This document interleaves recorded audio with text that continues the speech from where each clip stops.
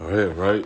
Brakata Yahweh, Brakata Yahweh Shah, Brakata Yahweh, Brakata Yahweh Shah, Brakata Yahweh, Brakata Yahweh Shah, Kolo Yahweh, Bahashem, Yahweh Shah, Bahashem, Rahaha Kodash. Double honors to the apostles, a great millstone who rule well, teach well, where we learn his knowledge, wisdom, and truth from. This is Lakamah from the Virginia branch of Great Millstone. Back with another quick lesson, and it's gonna be real quick, but I seen somebody put up a lesson on who he is, and I just wanted to throw a couple extra scriptures with that because nowadays, if you can't tell who Esau Edom is, if you can't tell he is predominantly the so-called white man that's in America and other places, with a certain spirit on them, then you should go back to the drawing board. And that's what we're going to do right now. I'm going to run through this real quick. I got to get ready for camp. But let's go to Genesis 25, right? All right. Let's start at, 23, I believe. I'll start at 21. It says that Isaac entreated of Yahweh for his wife because she was barren, and Yahweh was entreated of him. And Rebekah, his wife, conceived, and the children struggled together within her. And she said, if it be so, why am I thus? Meaning, why am I going through these pains? Why I'm going through these struggles if it's meant for me to have these children? And she went to inquire of Yahweh. And Yahweh said unto her, 2 nations are in thy womb, and 2 manner of people shall be separated from thy bowels. So we could stop right there. It says 2 nations and 2 manner of people.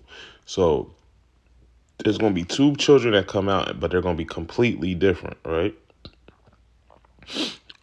Separated from thy bowels, and the one people shall be stronger than the other people, and the elder shall serve the younger.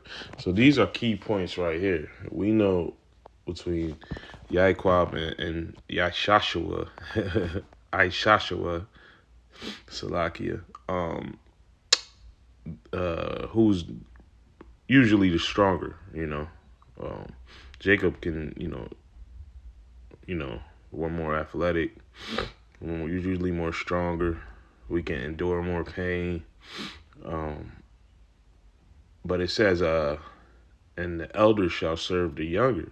So that in the kingdom to come, pursuing the 2nd Ezra 6 and 9, it says that Esau is the end of the world and Jacob is the beginning, roughly paraphrasing. So that's a prophecy, and that lands back off of this. The elder shall serve the younger, because in the kingdom of heaven of Yasha'Allah, he will be serving us, right? If you look at the manners of and it's not every so-called white person, because we know the Lord scattered people through the 4 corners of the earth. It's been a mixing, and I hate using that word mixing, but different nations have been laying their seed into different women, we'll say that. So, people come out looking all type of ways now, but it goes back to your bloodline, your seed, the seed line, I should say, right? But he has a nastiness of him that I have not seen in any other nation. He has a wickedness to him that I have not seen of any other nation. And all nations have wickedness in them, but this guy is just a different. He's cut from a different cloth. That's the old saying. Let's go to Malachi 1 and 4 real quick. It says, whereas Edom said, we are impoverished, but will return and build the desolate places. Thus said Yahweh of hosts. And they have done that, right? And now they're back on high, right? Because they were on high. The dark ages came. They were on low. And then they're back on high.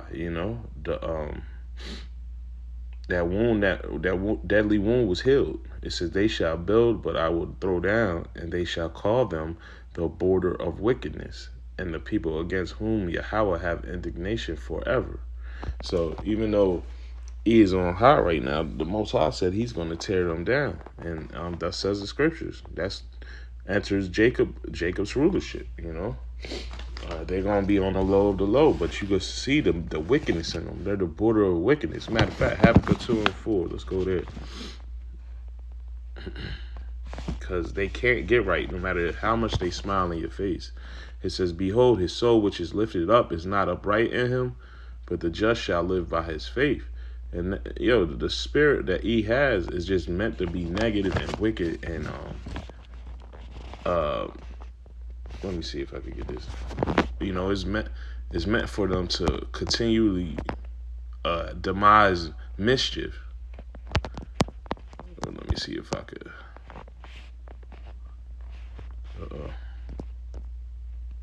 Right here.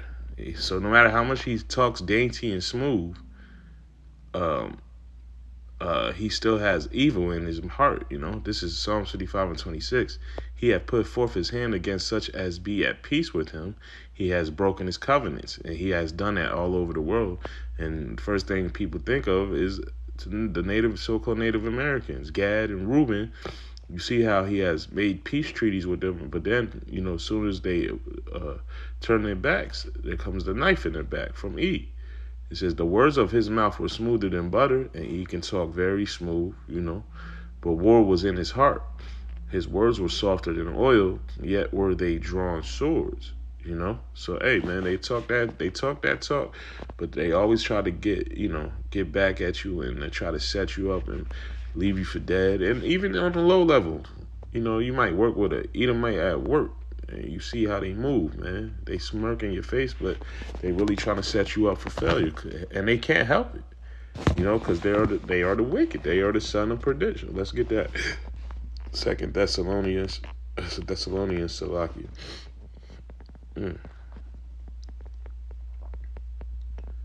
Oh, I'm in the wrong Salakia. Phone's bugging out. 2 and 3. It says, let no man deceive you by any means, for that day shall not come except there come a falling away first. And what's that, 65 AD, 66, around there. It says, and that the man of sin be revealed, the son of perdition. So that's when people start realizing, oh, this guy is real nutcase, man. He's really of the wicked, It says, who opposeth and exalteth himself above all that is called the Most High, or called God, or that is worshipped, so that he as God sit in the temple of God, showing himself that he is God. And you see who's trying to push this MOTB, We see who's doing this. We see who's trying to change the way of the world. Well, I mean, it's already changed, to the worst. But they're continuously trying to show their strength. The strength is in their hand by the ways that they want to rule this world, And it's upside down completely, Let's go look at the manners of how he eats. Let's go to Leviticus real quick. Leviticus 17:10. It says, and whatsoever man there be of the house of Yasha'Allah, or of the strangers that sojourn among you, that eateth any manner of blood, I will even set my face against that soul that eateth blood, and will cut him off from among his people. So let's go back to Genesis. Matter of fact, let me give me 1 second.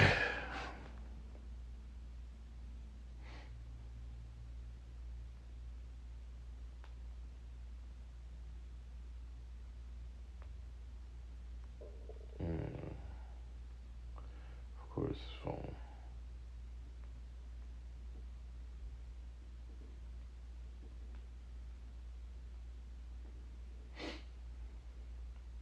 Yep, Genesis. Let's go back to Genesis in order to make sure I got the right exact. 25 and 29. It says, and Jacob sowed pottage, and Esau came from the field, and he was faint. And Esau said to Jacob, feed me, I pray thee, when that same red pottage, for I am faint. Therefore was his name called Edom. And Edom, means red,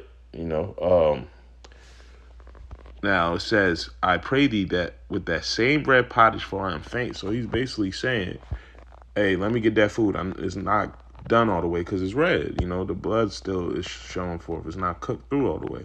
But he's in such a rush and he's so demanding. He can't wait. He wants to eat that right then and there. And Jacob said, sell me this day thy birthright. So, you know, Jacob means to supplant, right? And Esau said, behold, I am at the point to die, and what profit shall this birthright do to me? So he's like, man, I feel like if I don't eat now, I'm going to die. So what's the point of having this birthright if I'm out? You know, and Jacob said, swear to me this day. And he swore unto him, and he sold his birthright unto Jacob. Then Jacob gave Esau bread and pottage of lentils, and he did eat and drink, and rose up and went his way. Thus Esau despised his birthright. Right?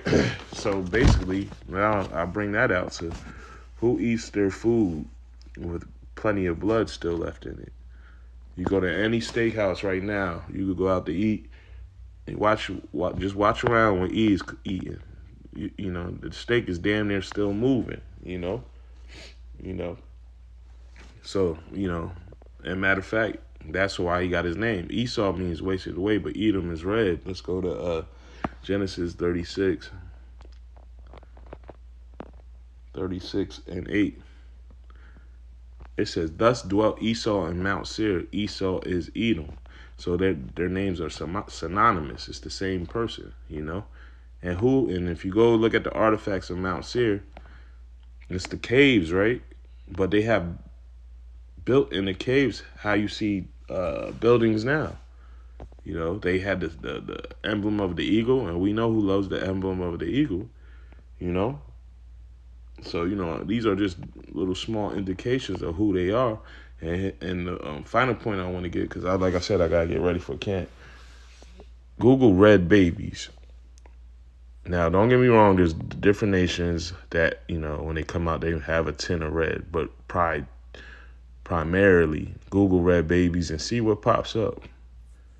You know, it's a reason why the Lord made sure he took the pigment from this guy, you know. So, you know, with that, man, you know, I'm going to cut this short. Got to get ready to do the work, you know. But those will I'll be back tomorrow with another lesson. Until then, next time, I want to give all praises, honor, and glory to Yahweh, Bahashem, Yahweh Shah, Bahashem, Rachaha, Akwadash. Double honors to the apostles, a great millstone who rule well and teach well, where we learn his knowledge, wisdom, and truth from. Kwam Yasha Allah, Mawaf Ball, Shalom.